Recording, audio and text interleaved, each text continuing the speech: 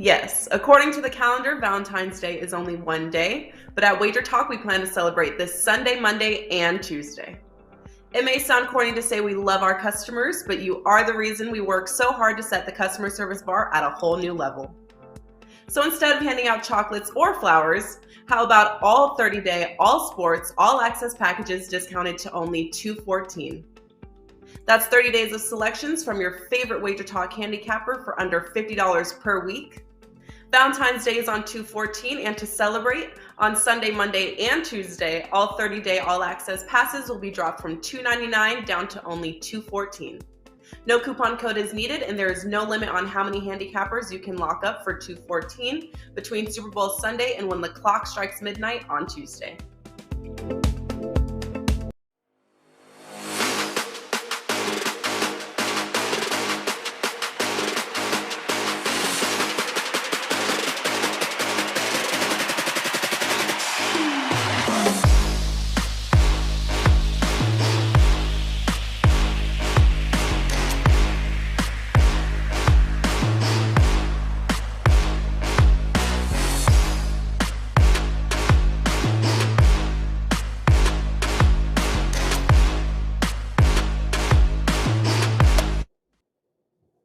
Hey guys, welcome in, and a very happy Monday to you. It is the day after. Sooner or later, they're going to make this Monday a national holiday. But wait a minute, it's Valentine's Day. Maybe it is already a national holiday. Not what we're talking about, damn it. It's the day after the Super Bowl, which means time to make college hoops the focus of your attention. And we plan on doing that right now. And we're going to do it, of course, with three of the best here at WagerTalk.com, with Drew Martin up top here, Steve Merrill hanging out with us here on a Monday, as well as Tony Mejia counting down the seconds. Both him and Steve just counting down the William and Mary start. But before we get to that, gentlemen, it was a hell of a weekend in the sports world. Actually, a pretty interesting weekend, Drew, in college hoops. So on a $9 Monday, talk to us about what you got up at Wager Talk, and what did you take away on this college basketball weekend, if anything? Sure, Joe. Always good to be on Mondays with you, and maybe the darkest day of the calendar year, you know, the day after football's done. But that's one thing, we're holding it down here, guys, on the college basketball show as CBB takes center stage. And it's a great time to be betting college basketball. As kind of the masses get in, we get likely an edge over the odds makers right now for the next couple weeks. And Joe, talking about, you know, what I learned this week, we're actually talking a Big Sky conference game on today's slate. And how about the Idaho Vandals knocking off Weber State, a team that only has, 5 or 6 wins on the season? I think they're like 5-18, but yet hitting over 60% against the spread. This Idaho team kind of riding under the radar with a tough out-of-conference schedule. Look to be betting on them in the Big Sky conference game. So that's one thing that I learned. Them knocking off Weber State was a good thing. And, Joe, I actually got a game circled for tomorrow that's likely going to be a 5% play, so stay tuned on WagerTalk.com. This is one that I think the odds makers have these two teams priced wrong. So got one circled on tomorrow's card I really like, Joe. Love that. All right, good stuff there. And Steve Merrill, welcome in on this Monday, the day after. College hoops on a $9 Monday. What do you have up, if anything, over at WagerTalk.com? And any takeaways in college hoops from this weekend? Well, I mean, first of all, as Drew said, this is a great time of year to be playing college hoops. And he brought up a good point about how the public will be a little more involved now, right? They're going to roll over all that Super Bowl money into college and pro basketball. So I do think this is the best time of year to be playing college hoops. I also like it just from a handicapping perspective because it's February. It's all conference play. We get a lot of second head-to-head meetings, revenge angles, last home games. Some teams also have undefeated home courts. As Robert knows, a few less than a couple days ago. But as you said, Joe Raineri, it's $9 Monday at WagerTalk.com, and I've been the number one capper since I joined a year and a half ago in college hoops profit. Almost 70 units won the past year and a half. I've got a big national TV game for you on ESPN tonight, and also an NBA best bet backed by a perfect 20-0 ATS situation. We'll talk a little bit more NBA at 4:15 Eastern. I'll be on the NBA show with you in a few hours. College hoops also big right now, and it's a great time of the year to be a basketball client at WagerTalk.com. It's awesome. Can't go wrong right now, guys. Now is the time, especially on the hardwood. Tony Mejia knows all about that as coming off a big weekend there, Tony Mejia. And I know you're locked and loaded tonight. So tell us what you got going on a $9 Monday. And what, if anything, did you pull away this college basketball weekend?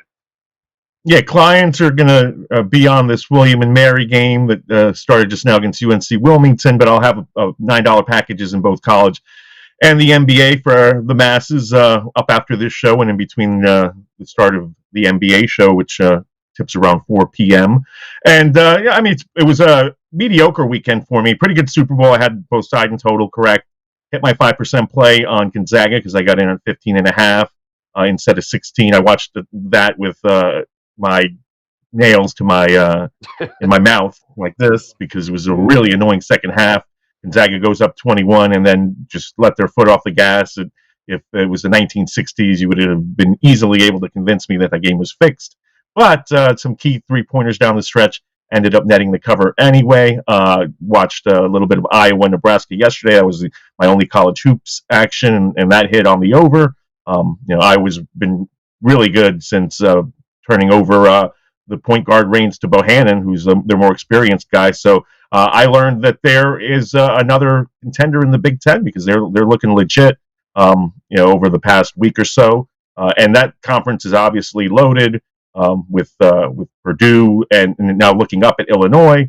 And all those teams really cannibalizing one another, but at the same time, really looking like the cream of the crop in the college basketball world, where the SEC is also much better. So we've got a really nice product in college hoops over the next month until March Madness.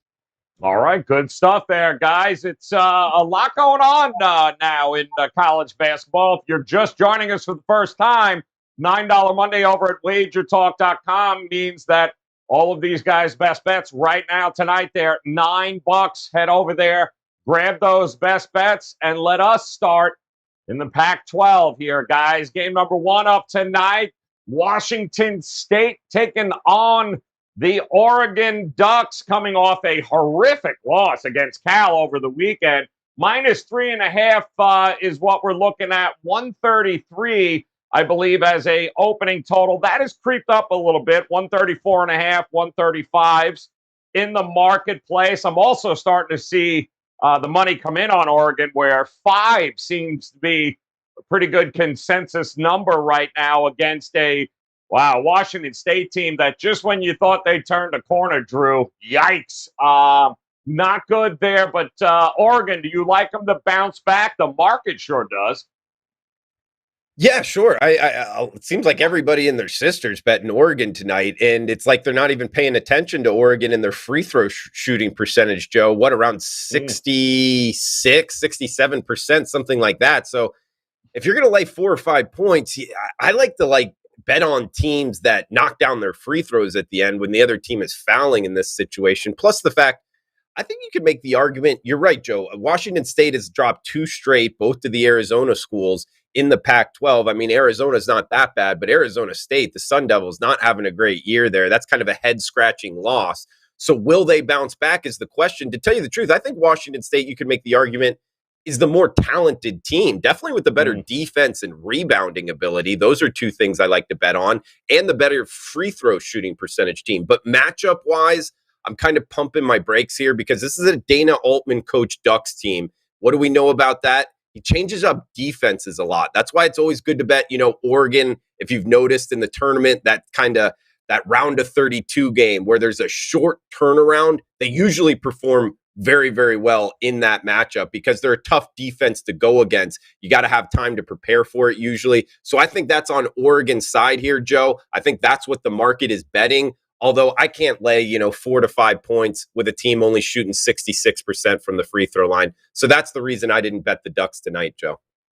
It's been a nice run. I mean, Washington State really did think they turned a corner here, Steve. I think they had won, 5 in a row before they lost to any team in Arizona at this point. So what do you think Washington State does here tonight? Well, I've always said in the NFL, if you could tell me the turnover margin, we're going to know. And it was a 2-0 interception deficit for the Rams yesterday, right? And they failed to cover by a point. And if you can tell me a 3-point shooting in college hoops, you're going to pretty much know the winners of most of these games against the spread. And Washington State relies heavily on the 3-point shot. They failed to cover two. They've lost the last 2 games outright. They failed to cover 3 in a row now. They've shot 40% overall or less in all 3 of those games, including 34 and 30% of those last 2 losses. And the reason I bring that up is because Oregon has a pretty good 3-point defense, one of the better 3-point defenses in the Pac-12, even in the entire nation. So I think it's a good matchup for the Ducks in that regard. I also think it is a bounce-back spot for Oregon, as you mentioned, off that bad Cal loss. 14-point favorite, and they lose outright by 14, failing to cover by 4 touchdowns. And that's because they got outshot 38 to 52%. That was Saturday. It's a quick turnaround. They remain at home. Maybe a limited practice yesterday, but I'm sure they focused on the defense. So with the uncertainty of the 3-point shooting for Washington State, good defensive focus by Oregon. I'm going to stay away from the total here, but if I'm going to play this, I would lay the 5 points with Oregon. I think it's a bounce-back spot for them, and I just don't trust the current form of Washington State since they rely so heavily on the 3-point shot, and they're having to travel and play on just 1 day's rest now on the road. I think it's a good spot for Oregon on that strong home court. Yeah, it wasn't good for Oregon. I mean, they 24-0 run at one point for Cal. They missed 16 in a row from 3. Dana Altman, usually a pretty good bet to bounce back here with his teams. Do they have enough to get it done here tonight, Tony B? Yeah, I think I'm going to fade both teams in this one. I mean, the Cougars have really disappointed of late. This is the run that they were hoping to pick off some wins and become that 4th Pac-12 team that's undisputed in terms of getting an at-large bid. Right now, I'm seeing 3 teams in Arizona, USC, and UCLA, and feel that can feel comfortable heading towards Selection Sunday, which is in about a month's time. Oregon's not on that list. Oregon just suffered a 3rd quad 3 loss, which is unheard of, and they're barely inside the top 75 right now. So this would qualify as a quad 1 win for Washington State, which doesn't have any. And then Oregon's coming off a 5 for 27 3-point shooting performance at home against Cal. Cal was missing its best player in Andre Kelly. So inexplicable loss for the Ducks. And I usually ride Dana Altman to figure things out. And so I can understand the money coming in on the Ducks, but I want no part of this team because I really haven't been able to figure them out all season. I do think that there's value in on the under. I mean, considering that Washington State has hit the skids offensively and Oregon coming in off of such a bad offensive performance, that both teams are going to lock in defensively. With the Ducks throwing you gimmick junk defenses and some zones out there, it should slow down Washington State, slow down the pace. The under is my lean at this game, but as far as taking points with Washington State or laying them with Oregon, I want no part of either. All right. Yeah, maybe the best way to approach that. All right, let's move on. How about the A10? We'll take a look at Rhode Island. Get ready to host Dayton here. Dayton, a 2-point opening favorite in this one with a total of 122.5, and I'm seeing that's pretty much held true so far this morning here, Steve Merrill. So what do you think? Well, 1.5's now starting to pop up for Dayton. So maybe a little bit of Rhode Island love. That total creeping up as well here. What do you think about Dayton on the road in Rhode Island? Yeah, I talked about the opener, how I love February college hoops because, first of all, we have a ton of data to look at. We have like 3 months of, scores and stats and everything. Power ratings become very sharp. But we also have a lot of head-to-head common opponents here in conference play. And as I said, we get revenge as well. And this is a revenge spot for Rhode Island. And just a couple quick 101s for the new bettors out there. Revenge isn't an automatic play. Obviously, if you beat a team once, you might be the better team. You might beat them again. But where you want to look for revenge is, first of all, when you have a decent team. Also, I like it at home more because just like with pace and tempo, I think home teams dictate the tempo. They dictate revenge a little better. And I also like to dig into the box score of the first meeting and see maybe where there were some misleading results. I talk about 3-point shooting. It's like in the NFL and college and pro football, huge turnover margins sometimes can distort real scores. Same thing with 3-point shooting. Well, we look at this earlier meeting from back when these teams played about 2 weeks ago, the end of January. By the way, Rhode Island lost that game by just 2 as a 5.5-point road dog. It was the middle of a 6-game losing streak, which they did just snap this past Saturday, finally, with an outright home dog win over Davidson. But that game, the 3-point shooting was bad for both teams. But Dayton, 6 for 22. Rhode Island, 2 for 9, because Rhode Island scored a lot more down low. And 2-point shooting, they dominated the game. In fact, they outscored Dayton by 18 points from 2-point range, outshot them 47 to 33%. I think that's more of a constant variable. I like the revenge angle at home, and we're getting them as a slight dog here. I think this is a good spot for Rhode Island tonight to get their revenge. All right, he likes Rhode Island in it. What do you think? I mean, the unthinkable, they beat Davidson over the weekend, and now they've got Dayton here. So any sort of letdown situation here for you? Could be a letdown, but I think these teams played a game that's indicative of what they're going to do tonight on the 28th, because we saw two of the best rim protectors in the entire A10 and possibly the country, both the Mitchell twins for Rhode Island, and then Deuce Holmes, the freshman from Dayton. He had 6 blocks in that game. He's already their single season blocks leader, so he gets it done every night. And there was a stretch where the teams combined for 1 point in like 6 minutes in this contest when these teams first faced each other. Steve mentioned digging through the box scores. Neither shot the ball well in that game, but I think this is a game that Rhode Island feels comfortable that they'll be able to negate Dayton from finding a rhythm. Dayton's a really young team, but they can get after you defensively. And Rhode Island shoots just outside the bottom 10 in free throw percentage. So you don't want to back them in close games. They're 347th nationally, shooting just 64% from the stripe. I don't like teams like that in close games, even at home, especially coming off a win that puts a target on their back over Davidson. So you did the Flyers a favor and beating the Wildcats over the weekend. Now they're coming in to try to finish off that season sweep. I think that the total is low for a reason. It's at 124 right now. I think there are some 126s out there. I say you get in on the low side there, because this looks like a race to 55-60, just like the first one was to me. All right, good stuff there. Am I looking at the total? How about it, Drew? You got revenge. You've got a big win against Davidson. How are you going to approach this game here? Yeah, it's interesting because they did beat Davidson, to your point, Joe. That's, I guess, a plus, but they've lost 6 straight before that. So losing 6 of 7, but winning against Davidson, how do you handicap that? I think it's kind of tough. I actually agree with Tony here. I think total's the way to go at it. I mean, when you look at Rhode Island, they're bad at free throws. They're not an up-tempo team at all. And when you look at Dayton, they're a bad free throw shooting team, and they're one of the slower teams in the country under Anthony Grant, the old Alabama head coach there. Also, both teams very, very bad in the 300s ranking in terms of offensive turnover percentage. So both defensive units are the stronger units. Neither team in a hurry, specifically the Flyers, one of the slowest teams in the country. Last time these two played, it was 53-51. So we're seeing 100 and a quarter here as a total. I don't think we get there. I agree with Tony. I think it's, maybe 55-50, something of that nature. First team to 60 wins this game, Joe. So I like the under. All right, looking at the under in that one, guys. Dayton and Rhode Island here tonight. We got one other game we're going to look at. We'll head to the ACC for it. Got a bit, never mind that. I'm sorry. Southern Utah versus Northern Colorado. That is the game that we are going on. I just happened to bet the Virginia Tech game, so I apologize. Southern Utah taking on Northern Colorado, -1 as a opening number here. So kick us off with Southern Utah with that total at 156.5. Tony Mejia, you looking at the total, or you leaning towards the side in this one?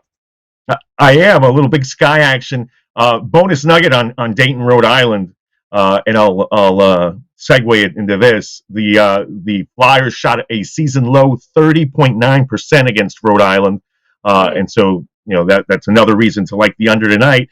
And these two teams played on January 1st and combined for 68 three-point attempts. So I mean, they let it fly. 17 for 41. Northern Colorado rode that advantage to a 91-81 win in Cedar City. So this is a revenge spot for the Southern Utah Thunderbirds, but it's a game where I think you know what you're going to get. Both teams are going to shoot the ball, and it to me looks like an over or nothing play. The McNeese State transfer Drew Cuxhausen went 7 for 14 from 3-point range in that first meeting, and anybody that watches Northern Colorado play knows that that's what they want to do. They want to light you up from beyond the arc, and I think they're capable of it. Southern Utah shot 11 for 27 in that game. And now they're going on the road. So I think this is a situation where Northern Colorado feels comfortable that they'll be able to go up tempo, probably loves the familiarity angle for them shooting the ball against a T-Birds team that they lit up. So I like the over, and I like Northern Colorado in this game. All right, leading Northern Colorado and the over, kind of at that number, Drew, kind of hard not to look at the total in this one. What are you thinking? Sure. I mean, both teams 14-7. What's 66% to the over year to date? One of those situations I'm definitely not looking to bet the under, but talking a little Big Sky Conference here. One thing I always like to look at, Joe, is the travel situation and having to go from Cedar City, Utah to Greenlee, Colorado. I've been searching a lot. I've probably spent an abnormal amount of time researching, how they're getting there, and I still can't for sure put my finger on it. Todd Simon, the head coach for Southern Utah, the old UNLV head coach, trying to get quotes on how they're getting there. Are they taking the 10-hour bus ride? Are they busing to Las Vegas and then flying to somewhere into Colorado? Either way, it's a difficult trip to get there, guys. So I think that matters a lot here. And that would point me towards the home team. Northern Colorado just -1.5 in a Big Sky game. I think travel matters a lot. And we might arguably be getting the better team here. Hey, they've been over 500 all year long, and I know Southern Utah has been good, but just the travel spot alone, Joe, that points me towards the home team tonight in the Big Sky. Yeah. What do you think about that, Steve? It's an interesting spot here. It's a small spread with a big total. How do you approach it? Yeah, not a game I'll probably be involved in tonight. I do think it'd be fun to watch. Very fast pace, as Tony mentioned. These are two of the faster teams in the country. As far as 3-point ratio, the average team in Division I this year takes about 38% of their shots from 3-point range. Northern Colorado takes 47% of their shots from beyond the arc. Southern Utah just under 41% of their shots.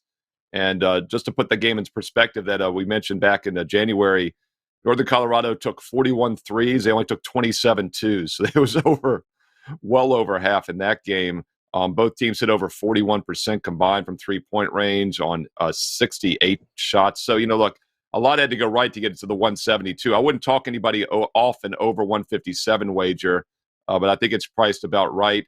Southern Utah actually outscored Northern Colorado by 6 from 2-point range and also by a couple points from the free throw line. So I do think they're actually the better team. But as Drew mentioned, it's a difficult schedule spot, travel as always. I'd lean with the road team and lean towards the over, but probably not a game I'll be involved in. All right, guys, a little Big Sky action tonight. It's a nice little card here tonight. You got some top 25 teams in action. You got some of the mid-majors going. So it is time to figure out which one of these games maybe these guys like a little more than the others. And Drew, you are kicking us off here, my man. Best bet tonight. Which one of these games did you circle for us? Yeah, Joe, I'm going to the game we just talked about. One for the travel reason, Cedar City, Utah to Greenlee, Colorado. Very difficult travel spot here. That points me towards the home team. And like Steve just talked about, 3-point shooting for Northern Colorado. If they're lighting it up, I definitely want to be on the home team here. Plus the fact Southern Utah, not exactly a good 3-point shooting defense. They're more of an over team. So yes, I like the over. They're actually on an 8-2 overrun, including their last 3 straight. But it also speaks to the lack on the defensive side for the Thunderbirds. So I like Northern Colorado at home due to the 3-point shooting advantage. Also, the travel situation for Southern Utah. It is not a pretty one. So I don't think they're going to have their legs under them fully here. Northern Colorado -1.5 for me, Joe. All right, there you go. Talk to us here, Steve Merrill. William and Mary just started, so can't be that one. Where are you going here tonight, man? Yeah, and by the way, that William Mary game, the Tribe, after going 8-1 ATS, has gone just 1-3 ATS her last 4. They're only covered by a basket, but Wilmington is now 14-1 against the spread the last 15. They remain the hottest team against the spread in college basketball. So just something to keep an eye on as we finish out this month of February in the CAA. I'm going to look at a free play tonight on Monday on a 9 o'clock Eastern game in a big A10 matchup here on CBS Sports Network. Dayton at Rhode Island. It's a fairly quick revenge spot from just a couple weeks ago. And revenge always works better at home.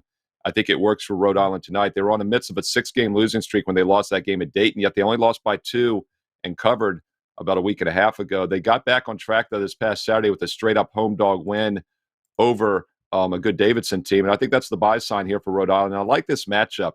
Both teams play extremely slow. Dayton, one of the slowest teams in the country, but Rhode Island is comfortable in that style. Both teams have turnover problems, but I think that favors the home team. Rhode Island less likely to turn it over at home than Dayton on the road here. Teams that turn the ball over usually struggle away from home. And then on top of that, we look at this earlier meeting. Both teams, it was 53-51, so no surprise that both teams shot very poorly on January 28th from three-point range. In fact, they were combined 8 for 31 in that game. But the difference, and the reason it was close, is because Rhode Island dominated down low. They had 9 more two-point baskets. They outscored Dayton by 18 points from two-point range. And I think that's a good indicator they're going to control the game down low tonight and win this one at home. And we're getting a couple points on top of that. They lost by only 2 on the road, and now they're getting 2 at home. Live dog here. I think Rhode Island wins it straight up. Rhode Island +2 tonight. That goes at 9 o'clock Eastern on Monday. And don't forget, it's $9 Monday at WagerTalk.com. I've got a strong college basketball ESPN best bet and also a 20-0 perfect ATS angle in the NBA, both available for $9. Steve Merrill, WagerTalk.com. All right. Love it there. Talk to us here, Tony Mahia. Which one of these games did you circle for us here tonight? None of these games, but I went off the board to play Homer, which I don't typically do. Like in the UCF Knights against Tulsa Golden Hurricane tonight.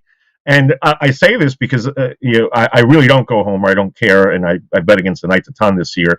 And I'm also saying that they're a terrible spread cover team. I think they failed to cover their first 7 spreads where they were a favorite of over 3 possessions, so more than 6.7 or above. They won a lot of those games, but failed to cover them, and just come off a situation where they did do that to start this month. They beat rival South Florida 68-49 as an 11-point favorite. Tonight they're laying 7.5 against Tulsa, and it's a really bad spot for the Golden Hurricane because they just come off a victory over Cincinnati at home. It was just their second home win in the American. And now they've got that was late Saturday night. Now they've got to fly into Orlando for a Valentine's Day game against a team that they lost to twice last season. Darius Perry, UCF point guard, played really well against Tulsa last year. He's the barometer for the Knights, gets everybody going. The Louisville transfer. And the Knights shoot much better in Orlando than they do on the road. And that's key. Brandon Mahan and Darren Green Jr. are both excellent three-point shooters, but again, do it much better at home than they do on the road. So this is just a tough spot for Tulsa because, like I said, coming in with some tired legs, UCF hasn't played since the 8th when they beat Wichita State for the first time in program history. I think UCF wins this by double digits. Laying only 7.5. I like the Knights to cover over Tulsa. All right, love that. Let's take a look what our friends from the Gold Sheet. They've got to play here tonight as well, and there it is. They're looking at Virginia here tonight as Virginia taking on Virginia Tech, a battle of the state there. Steve Merrill, should be a fun game there, but they like the red-hot Virginia Cavaliers to get it done. This is a great write-up here, guys. I would encourage you to head over to our Twitter page at Wager Talk. We post these write-ups after each show every day, and of course, you head over to goldsheet.com. You can read all the write-ups on the games here. Some great handicapping tools from our friends at thegoldsheet.com. All right, so I'm going to go to the Big 12. I was this close to going to IUPUI under, but Robert knows all about that. Instead, I am going to go on another revenge spot. I like Kansas State and Coach Weber and company taking on West Virginia, who is not very good on the road. In fact, it was a month ago, I believe, that West Virginia at home in Morgantown upended this K-State team who had 6 players out. in the COVID protocol, including their coach. Different story now. They're completely healthy. It's a low number. It's 3.5.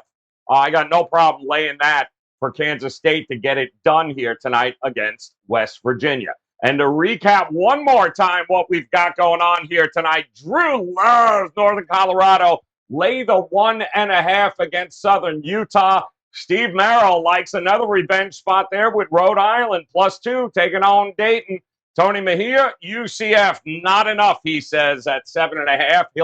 He'll lay it, no problem. I'll lay it with Kansas State and our friends from the Gold Sheet. They got no problem backing Virginia and taking the points against in-state rival Virginia Tech. It is $9 Monday, guys. Quick reminder here, if you visit Drew Martin and Steve Merrill and Tony Mejia right now, their best bets, $9 on a $9 Monday. No better time right now to hop on board here. If you're just getting in to college hoops or even the NBA, you may want to head over there, grab these plays tonight for just $9. Love $9 Monday at WagerTalk.com. If you hit that bell in the upper right-hand corner, you'll get notified when we go live here, and certainly hope you'll come back and join us again tomorrow for another edition of the College Basketball Tip-Off Show. Until then, on behalf of Drew, Steve, and Tony, guys, we appreciate you hanging with us. Best of luck with the plays tonight. We'll talk to you again tomorrow. Good luck.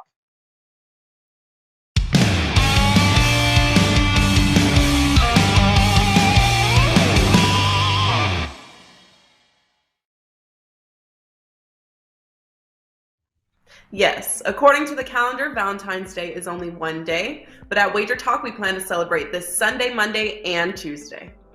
It may sound corny to say we love our customers, but you are the reason we work so hard to set the customer service bar at a whole new level.